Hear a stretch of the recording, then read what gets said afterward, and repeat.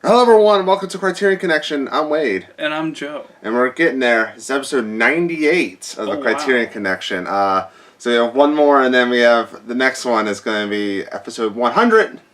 It's getting there. But right now we're going to do a detour into the old Italy. The old boot. We are taking a detour to the islands of Italy to look for Anna. Yes. We're doing L'Avventura. Say it? L'Avventura? L'Avventura. I don't speak Italian.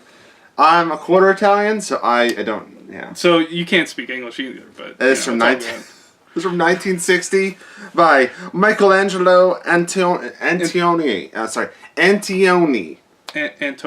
Antonioni, sorry. I'm sorry, you know what, I was practicing it before the freaking show, and then I got jumbled because he said I don't speak English right. So anyway. Great Italian director. I'm just going to say it. This is going to be a Joe-centric episode because I tried watching it last night, but I got food poisoning. So, yeah. You know, I saw bits and pieces of it. You need to get your sea legs, man. That's probably what happened. I shouldn't have ate Ruby Tuesdays. That's what should happen. The Cajun chicken sandwich Ruby Tuesday, if you're watching, if you're, you know. You're watching it while they're on the yacht trip, and you're just like, oh, boy. Yeah, I'm getting seasick. Yeah. So, but I'm guessing it's an adventure. That's what word. That's what it means. Yeah, the adventure. Yeah. So this is an Italian film. It's now perceived as a classic, but was heavily derided at the time when it opened in Cannes. It won the jury prize though, so it did that. Yeah.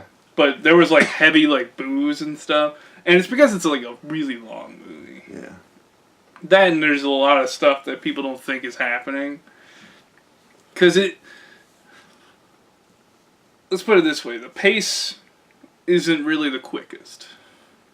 It's a 2 hours and 20 minutes. 2 hours, 20 minutes, 2 hours, 30 minutes. So, there really isn't a lot that happens in the movie. So you can do the math right there. But basically, you follow Anna and her boyfriend / possible fiance, and her best friend Claudia. They go on a boat trip, and Anna complains about her boyfriend a lot, and then she goes missing. I'm just going to tell me this whole story. I was like, whoa. Yeah. So she goes missing. So they go on this yacht trip with a bunch of... How long does this take to get to this point? It's about 30 to 40 minutes. Oh. Oh, okay. So you have 30 to 40 minutes of Anna saying how she doesn't like her boyfriend, but she kind of likes her boyfriend, but she doesn't like her boyfriend. The classic tale. So the premise that's brought up, so they're going on this trip with a bunch of rich couples, but this is the first time she's seen her boyfriend in 3 months, I think. He does these long business trips, and she feels that she doesn't really know her boyfriend. Like, he's barely there, and one of the phrases that's brought up is she doesn't feel him when he's around. You know, where people would, like, long for one another. Like, she doesn't feel him. Even when he's there. And he keeps saying, like, he loves her, and Claudia and like her parents always care about her, but she kind of always puts him down. Like when her father wants to talk to her, she puts her arm up on the post and just kind of like smart ass like looks at him like, what do you want to say, Dad? And I really think that really puts me off with her, like, because she's such a... Her character is very, like, she wants attention, but when you finally give it to her, she's like, well, where was this the whole time? Like, kind of person. Like, you know, you don't really care about me. You're only doing this because I made you look. Like, it's, like, kind of weird, manipulative games like that. And I really don't, like, I can't get attached to her. Let alone the fact that she goes missing at the very beginning of the movie, which, again, is 30 to 40 minutes in. But she goes missing, and she's presumed dead. They can't find her. But that doesn't stop Claudia from looking for her because she's her best friend, and it doesn't stop Sandro from looking for her. It's her boyfriend, but in the process, he falls for Claudia, and they end up falling for each other. And still, there's this possibility that she's alive, and so they end up separately. I know he sneaks a kiss in at one point, and then she tells him to get out, and he leaves, and they go their separate ways, and then end up reconvening separately, showing up at the same place to try and see if Anna's still alive. But it's a really kind of winding movie. I feel like you start the movie, and then when she goes missing, you're like, okay, there's your inciting incident. We're going headlong into mystery, noir kind of story. That is not what happens. Yeah. At certain points, looking for Anna does not matter. Especially when Claudia reconvenes with the other rich couples. And she's the only one that cares that Anna's missing. They're all like, yeah, whatever. Yeah. And again, when she does go missing, her boyfriend says, typical Anna. And then when she's gone for X amount of time, he starts to actually worry. Yeah. Typical Anna. But I think the real strengths of the movie are just kind of the shot compositions and really great kind of... There's a lot of these frame-in-frame moments. There's one where in the very beginning, Anna sees Sandro at his apartment, which she was originally going to dodge him. Yeah, her and Claudia rush down to go meet him for the boat ride, and she's like, well, let's go get brunch. Yeah.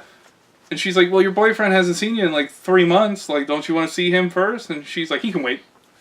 And then he sees her through the window, and then she rushes up to him. Kind of weird, manipulative stuff like that. Yeah. But while Claudia's waiting for her, there's a point where you see her, and she's, in the doorway, and the frame, is just barely enough that you could see her whole, body before the door closes. And it's a lot of really cool shots like that. I think that's the real strength of the movie. That, and you end up starting to root for Claudia and Sandro at certain points to be happy, but unfortunately it doesn't happen. Yeah. Yeah, and I've read that Roger Ebert talks about it as kind of the emptiness of high life. They have all this money and time, and they're bored, but they don't ever make actual fulfilling relationships, which is an interesting way to look at the movie. Yeah. Because it does end up on a downer. I certainly suggest it. Okay, so you buy, rent, or skip, Joe? I would say this is a solid rent. And by the way, it is not available on the Criterion channel yet. Yes, it is. It is. Just search for it. I did. I couldn't find it. Yeah, you got to put L'AVV and it'll pop up. That's what I did. It won't be the top suggestion. It'll be I got no suggestions when I typed it in. That's weird. I'll help you. But it is on Amazon. But it's part of a thematic trilogy that Antonioni does. He does L'Avventura, which is the first one. He does La Notte, or La Notte, or something like that. It's for night. That's the second one. And then L'Eclisse, which is the third one. For, the eclipse. Okay. Yeah. So if you like L'Avventura, continue on with the other two. I'm certainly going to do that now that the Criterion channel's back up and running. I really enjoy the movie. I think it's a really interesting take. Do I think it could be tightened up? Certainly. But it's certainly a great visual movie to watch, and it's an interesting story in that it starts off, we're looking for your best friend and my girlfriend, and then we end up falling in love, and it kind of feels natural in a way. Yeah. Awesome. Well, that's Joe's thoughts on L'Avventura. What did you get to see of it? The beginning. Last night was kind of I remember bits and pieces of things. I remember talking. There was talking. Anyway, but the shots I did see were cool. Yeah. So that's his thoughts on La Ventura. Leave a comment below. Eventually, when I watch it again, when I actually watch the whole thing, I'll leave a comment on the video. I'll leave a comment on it. So, yeah. Hold you to it. Yeah, hold me to it. But that'll do it for episode 98. Next week, I'm just going to straight up say the next 2 weeks. Episode 99 is going to be Fred Astaire's Swing Time, which comes out on DVD and Blu-ray. Yep. This month. So that'll be done. And then episode 100, we're down to four choices. You can comment down below and then vote on the poll when I figure out the poll. I've been still working on it. But comment down below. I know one of our longtime listeners, really wants us to do Qui-Gon. It's on the list. So we have 7 Samurai, Qui-Gon, Yep. Breathless, and 400 Blows. Those are the 4 that you can choose. You can choose which one we do. They're all big time, man. You better choose wisely. Yeah, they're all like movies that I've seen 7 Samurai, but it's been a long time.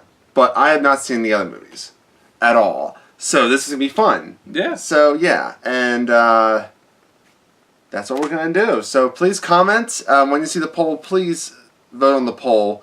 If I figure out how to get the poll running, then the poll will be what we choose from, not the comments. Yeah. But if I don't get the poll up by this week, then we're going to go by comments. So just do both. If you really want to campaign for it, do it. I know. Get your friends to vote, too. Yeah. Yeah, please do that. Try and swing your votes. I don't care. Yeah. But instead of swinging your votes, next week we'll have Swing Time.